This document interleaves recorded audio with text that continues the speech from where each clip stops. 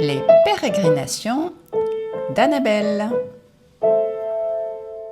Aujourd'hui, dans les pérégrinations d'Annabelle, j'ai le plaisir d'accueillir Anne Blobel. Bonjour Anne.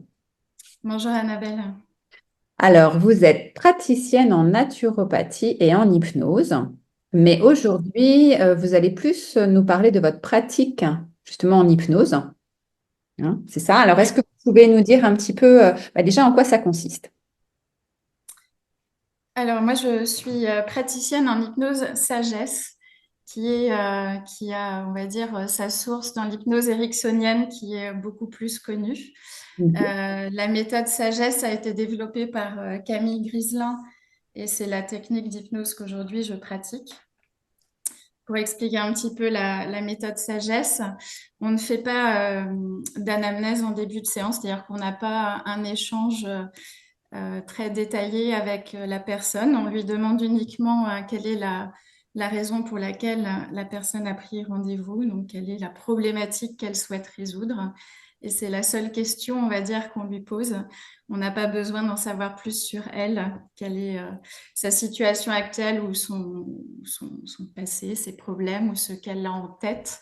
On est vraiment concentré sur quelle est sa problématique et de bien noter les mots qu'elle utilise pour exprimer voilà, l'enjeu qu'elle souhaite résoudre lors de la séance. C'est également une hypnose qui n'est pas du tout directive, donc on n'impose pas à la personne des solutions. On propose à l'inconscient d'aller trouver les meilleures solutions par lui-même parce que lui seul sait ce qui est bon pour la personne. Notre inconscient a un rôle très important dans notre vie puisque c'est lui qui nous protège, qui nous met en sécurité. Il a un enjeu véritable de survie. Donc, on sait qu'il mettra les barrières et mettre en place les solutions pour qu'on reste en vie. Donc, il sait exactement ce qu'il faut pour que ça nous convienne. D'accord. Donc, on va plutôt aller s'adresser à l'inconscient avec l'hypnose en lui racontant des contes, des histoires dans lesquelles il y a un héros et ce héros, l'inconscient va se projeter par rapport à ce qui lui arrive. Et bien sûr, dans les histoires qu'on raconte, il y a toujours un lien avec la problématique du client pour la raison pour laquelle il vient. Et c'est une manière à travers ces histoires de commencer déjà à expliquer à l'inconscient qu'il y a peut-être une autre manière de faire, de trouver une autre solution, peut-être de regarder une situation sous un autre angle qui pourrait être plus acceptable pour la personne et qui pourrait lui permettre d'accéder au bonheur. Puisque ce que je disais tout à l'heure, l'inconscient, son objectif premier, c'est de nous garder en vie. Ça n'est Mhm. pas d'accéder au bonheur. Et nous, on voudrait les deux. Rester en vie, bien sûr, mais aussi accéder au bonheur et profiter pleinement de la vie. Donc, c'est un peu ce qu'on lui raconte à travers ses contes et ce qui se passe avec ce héros. Euh, et Mais ça commence donc dans un premier temps à lui donner, on va dire, une ouverture, un champ des possibles sur une situation. d'accord. Mais alors, ça veut dire que quand quelqu'un prend rendez-vous avec vous pour une séance d'hypnose, parce que j'imagine que les comptes, vous en avez plusieurs, hein, Oui, vous devez quand même connaître la problématique avant de rentrer dans la séance. oui.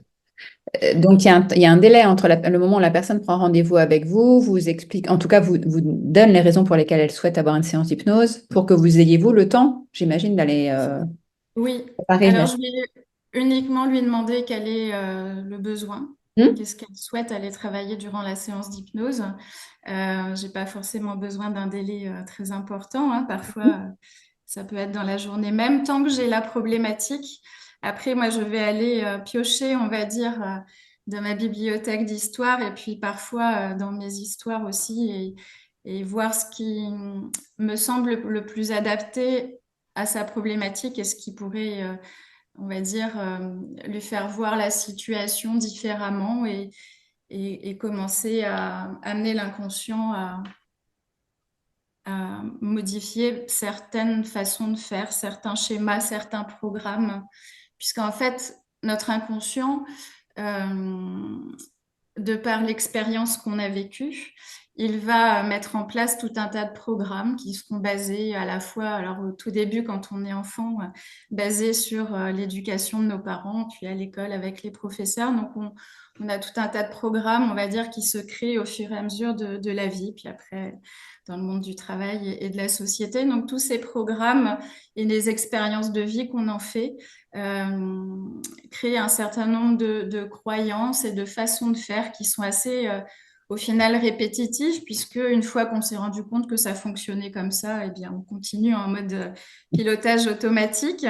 Et quand parfois, on se rend compte que certains schémas qui ont été installés ne correspondent plus toujours à un nouveau contexte de vie ou bien à de nouvelles envies, tout simplement. Et on a besoin, au bout d'un moment, de parfois revoir certains schémas, certaines croyances pour pouvoir accéder à plus de bonheur et de sérénité. Mhm. Donc, c'est ce que fait l'hypnose. C'est à la fois, voilà, à travers ces métaphores, s'adresser à l'inconscient pour lui permettre de voir une situation d'une autre façon, de reprogrammer des croyances, de les reprogrammer en lui permettant de faire différemment, en lui donnant l'autorisation de faire différemment par rapport à cette situation-là. Et puis c'est aussi, alors ça c'est quelque chose que j'ai fait dans un deuxième temps à la méthode sagesse qui est le signaling que je suis allée approfondir avec Olivia Favre qui fait une formation spécifique là-dessus.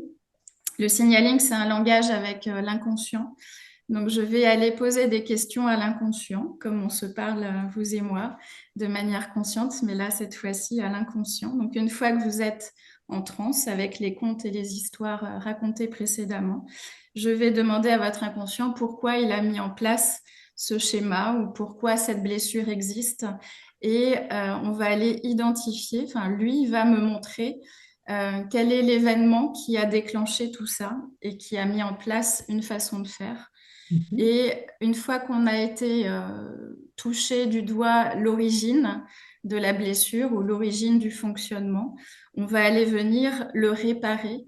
Donc, soit réparer une blessure pour qu'elle puisse cicatriser et ne plus être en souffrance chez la personne, soit, si c'est un schéma, un comportement qui a besoin d'évoluer, euh, proposer à l'inconscient de trouver la meilleure solution pour sortir de ce schéma-là.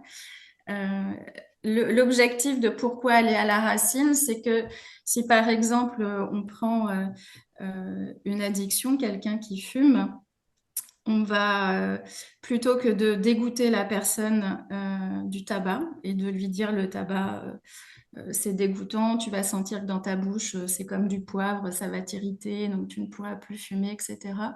On va plutôt aller avec l'inconscient, lui demander pourquoi. Ça répond à quel besoin, cette envie de fumer, ce besoin de fumer. Quelle est la problématique derrière qu'il faut aller résoudre. Et une fois qu'on est remonté à l'origine de l'origine, la cause première de pourquoi tout ça a été mis en place, on va pouvoir le réparer à travers une nouvelle histoire, une nouvelle proposition, ou tout simplement, lorsque c'est un besoin qui n'a pas été comblé, proposer à l'inconscient de venir combler ce besoin avec des solutions plus saines et plus adaptées à la personne qui ne lui fassent pas de mal pour lui ou pour sa santé. Donc, on va plutôt que d'aller dégoûter ou être directif en disant tu ne dois plus faire ça, on va aller vraiment à la source du besoin et venir le combler. Parce que tant qu'un besoin n'est pas comblé, on peut supprimer l'effet, on va dire la réaction finale, mais si le besoin n'est pas comblé, ça va aller se déplacer ailleurs. Donc c'est pas parce qu'on aura dégoûté la personne de la cigarette.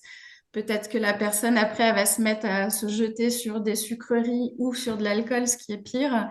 Et enfin, pire, c'est du même ordre, on va dire. C'est des choses qui ne sont pas bonnes pour la santé, et du moins en excès. Et voilà, c'est plutôt que de venir remplacer par quelque chose d'autre, on va venir résoudre l'origine de la problématique. Tout à fait. Moi, je fais le parallèle avec dans mon métier, donc en tant que psychomotricienne, on parle de traiter sur le symptôme, mais finalement qui va se déplacer et qui va aller se Exactement. ailleurs si on ne va pas voir la cause. Donc, ça me fait voilà, tout à fait écho à ça. Et je trouve ça intéressant parce que moi, j'avais été voir, en effet, j'avais essayé une séance d'hypnose il y a longtemps pour arrêter de fumer. Donc, c'était pas le goût du poivre, mais c'était à chaque fois que j'avais envie de fumer, voilà, ça me donnait soif, donc je buvais.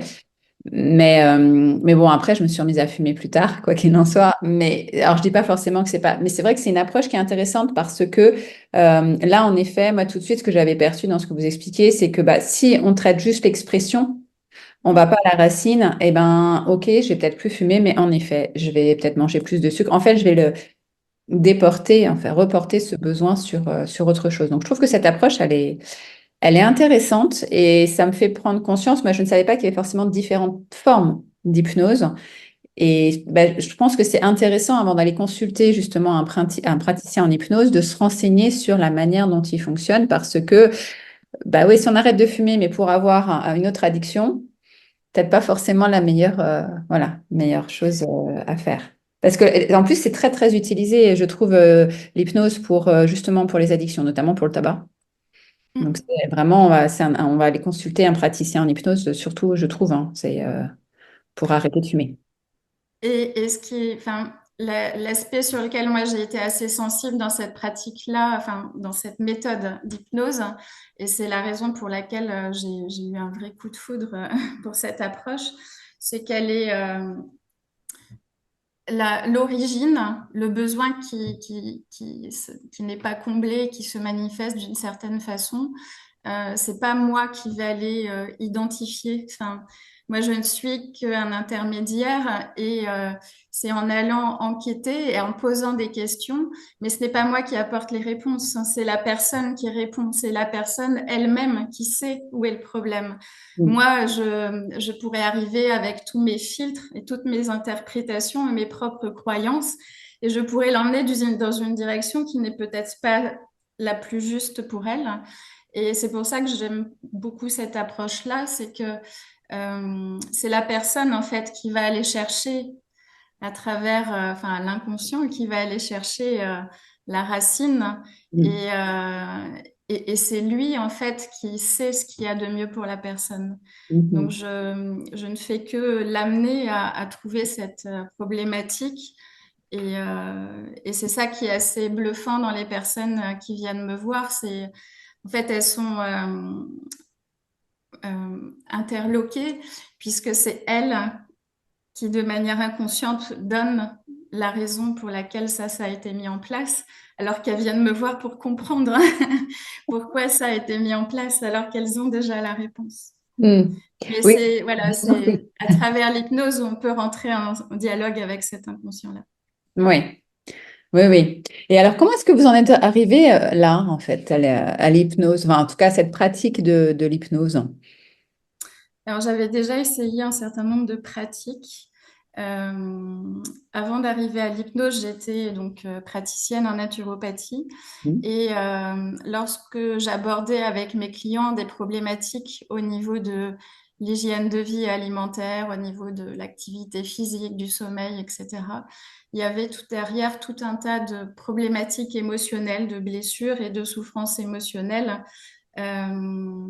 sur lesquelles je n'avais pas on va dire, de possibilités avec l'outil de la naturopathie d'aller libérer chez la personne. J'avais bien sûr des outils, des techniques naturelles qui me permettaient de venir apaiser quelque chose, mais je ne venais pas accéder à cette blessure, à cette problématique pour pouvoir la réparer. Je ne Mhm. venais que l'apaiser avec la naturopathie ou alors avec le discours conscient que je pouvais, les prises de conscience que la personne pouvait trouver, on va dire, la volonté en elle de rectifier certaines façons de s'alimenter ou de se mettre en mouvement, etc. Avec, du coup, j'avais cette recherche de trouver un outil qui soit complémentaire à ma pratique pour être dans cette optique de transformation, d'hygiène de vie. Et l'hypnose se prêtait bien à ça, puisque l'alimentation, il y a beaucoup, beaucoup d'émotions qui sont derrière, hein. L'alimentation est un vrai doudou émotionnel. Donc, l'hypnose me semblait voilà, le plus intéressant dans ma pratique. Mhm. D'accord. Et vous avez trouvé facilement parce que moi j'avais l'impression que la pratique d'hypnose un peu classique, c'était ericksonienne. Enfin voilà, c'est celle qu'on connaît en tout cas de nom. Là, l'hypnose sagesse, moi j'en avais jamais entendu parler. Olivia Favre, je me demande si c'est pas elle qui a fait un livre d'auto-hypnose avec un autre, un monsieur aussi. C'est Oui, ça? Xavier Faye, ouais, Voilà, c'est ça. Donc tous oui. les deux, ils ont fait des contes d'auto-hypnose qui sont assez chouettes d'ailleurs, je trouve. D'accord. Mais et comment vous êtes arrivé jusque eux, en tout cas même pour la pratique en hypnose sagesse, pour celle Alors, d'Olivier? c'est une amie qui m'a parlé d'Olivia Favre, qui avait déjà expérimenté une séance d'hypnose avec elle et qui m'avait parlé du signaling. Donc, enfin, moi, c'est vraiment les deux combinés, c'est-à-dire et les métaphores et le signaling. Voilà, cette approche-là qui m'interpellait. Donc, j'ai voulu l'expérimenter pour moi, pour répondre à mes schémas bloquants et limitants, puisqu'on en a tous, hein, à mes croyances aussi, qui avaient besoin d'être revues. Et donc, j'ai pris un rendez-vous avec Olivia, et là, ça a été une révélation. D'accord. Ah ouais, c'est chouette. J'aime bien moi ce côté où on va aussi expérimenter pour soi. Alors c'est très psychomoteur, hein, mais mais j'aime bien où on va d'abord expérimenter sur soi pour soi avant de pouvoir voilà se dire qu'on va en faire son outil professionnel parce que se mettre à la place du patient avec les techniques qu'on utilise, je trouve que c'est quand même c'est important. On n'est pas comme ça juste dans une transmission très théorisée, mais on a aussi après le vécu qui est le nôtre, hein, mais on a quand même ce vécu. Et puis bah voilà, comme vous dites, après, il y a un comme coup de cœur, quoi, en fait, pour une pratique ou pour une personne qui, voilà, on va enseigner cette pratique. Donc, Mais au-delà du côté coup de cœur, enfin, moi, ce qui m'a vraiment bluffé, hein, c'était vraiment le mot, c'est que en une heure de rendez-vous, ça a réparé des années et des années de travail avant. Bon, après, j'avais travaillé avant, donc ça a accéléré les choses, bien sûr, hein. C'est pas venu non plus en un claquement de doigts.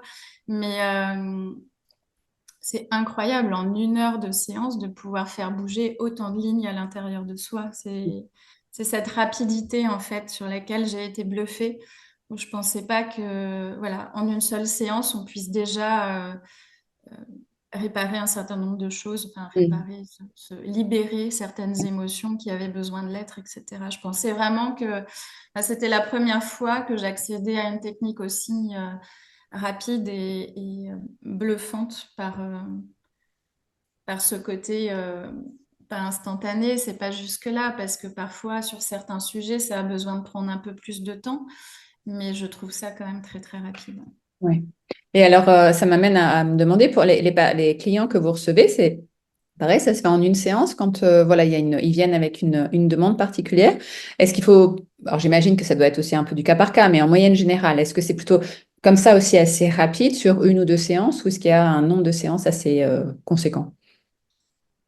Alors ça, c'est aussi quelque chose qui m'a plu dans la méthode sagesse, c'est que on ne propose jamais de second rendez-vous, puisqu'on estime que ce qu'on a dialogué avec l'inconscient, qui a été et la proposition de réparation avec l'inconscient, une fois que l'inconscient a validé cette réparation et qu'il s'est engagé à ce que ce schéma ou cette blessure s'arrête ici et qu'on puisse passer à autre chose, il n'y a pas besoin de prendre un second rendez-vous. Sinon, c'est comme si je ne croyais pas en ma pratique.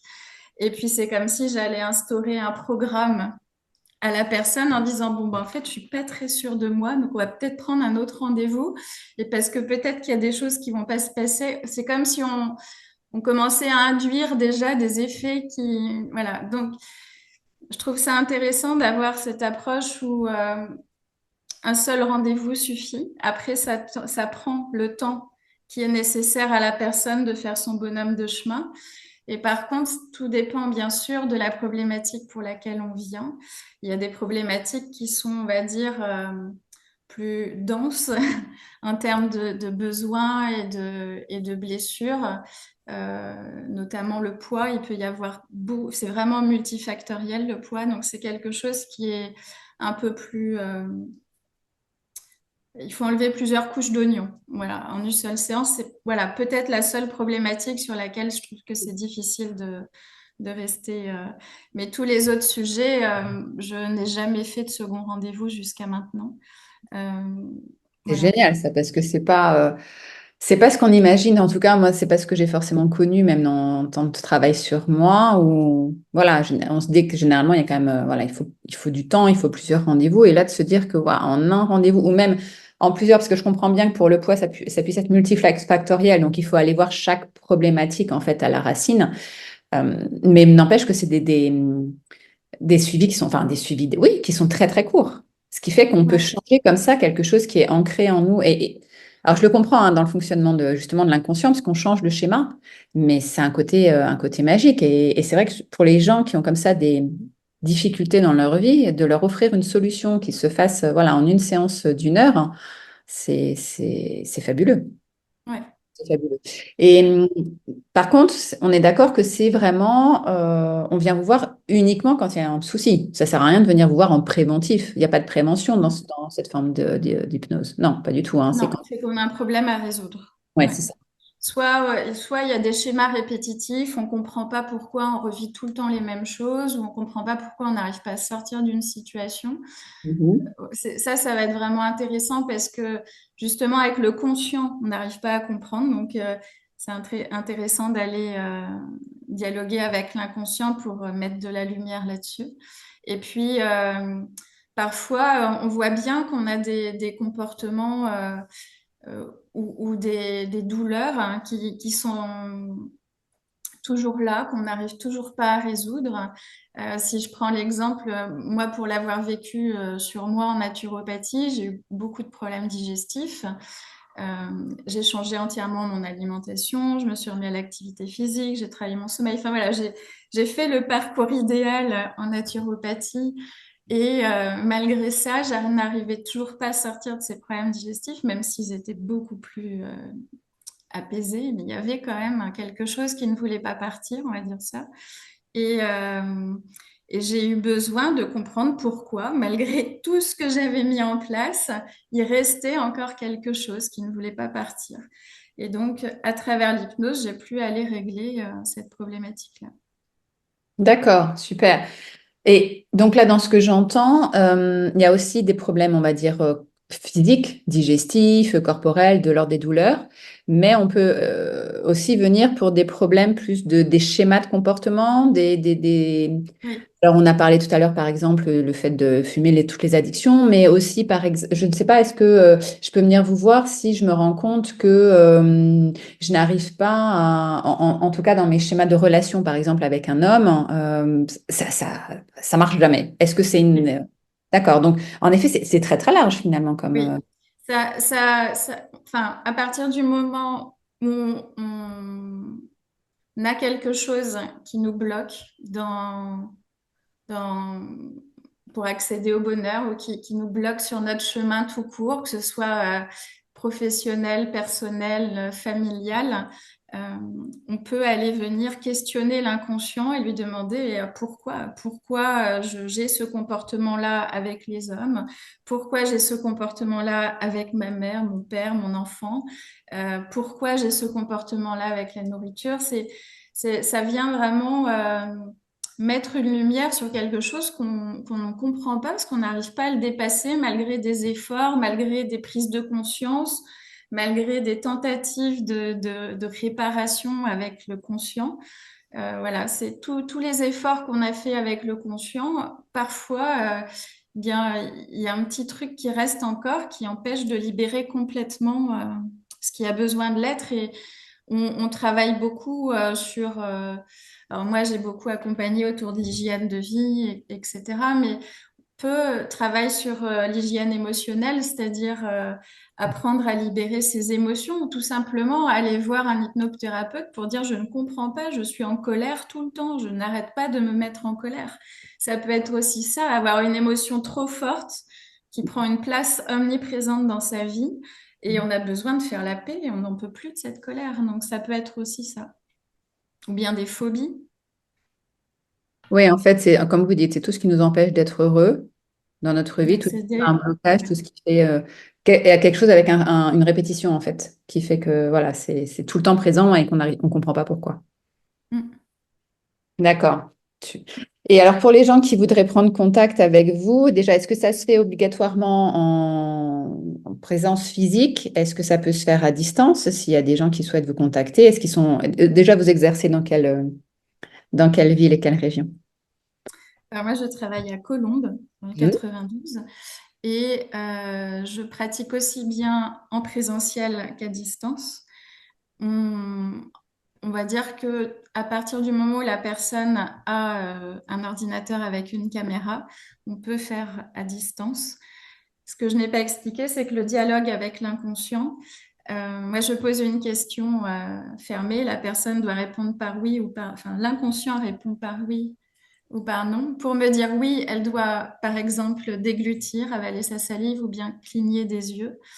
Et pour dire non, elle reste immobile. Donc, j'ai besoin d'avoir une caméra pour voir le visage de la personne, pour voir la réponse de l'inconscient, si c'est bien un oui ou un non. Bah oui, sinon vous allez être embêté pour pouvoir décoder les messages de l'inconscient. Donc à partir du moment où on a un ordinateur avec une caméra, voilà, on peut faire une séance d'hypnose avec vous. Exactement. Très bien. Bon, moi de toute façon, je vais mettre vos coordonnées en dessous de l'épisode là, comme information. Mais est-ce que vous avez peut-être un site internet aussi où on peut Oui, voilà, se renseigner un petit peu sur vos pratiques oui. D'accord. Donc je C'est vais mettre avec mon... avec votre nom, c'est Oui, ça? oui. Ok, super. Est-ce qu'il y a d'autres choses que vous souhaitiez euh, rajouter, aborder, Anne, avant qu'on close cette interview? Juste une précision enfin, le fait d'aller travailler comme ça avec l'inconscient, etc., c'est aussi pour libérer les émotions et réparer des blessures, mais pour reprendre son pouvoir sur sa vie et sortir parfois de schémas de victime, bourreau, sauveur, ou bien euh, voilà, tout simplement peut-être regarder une situation sous un autre angle. Il y a vraiment cette notion de reprendre son pouvoir puisque nous avons tous le pouvoir sur notre propre vie. Tout dépend des choix qu'on fait, en fait. On a toujours le choix de prendre une décision positive pour soi ou de continuer à rester dans un modèle. Et ça peut être aussi une approche intéressante là-dessus, retrouver son pouvoir, sa légitimité, sa place. Ouais. Ah bah, je trouve que c'est un magnifique mot de la fin, de pouvoir, voilà, nous permettre, grâce à votre approche, de retrouver notre pouvoir et de faire en conscience, en fait, les choix pour nos vies. Exactement. Super. Bah, merci beaucoup, Anne, pour cet échange Merci Annabelle. et je vous souhaite une belle journée. Merci.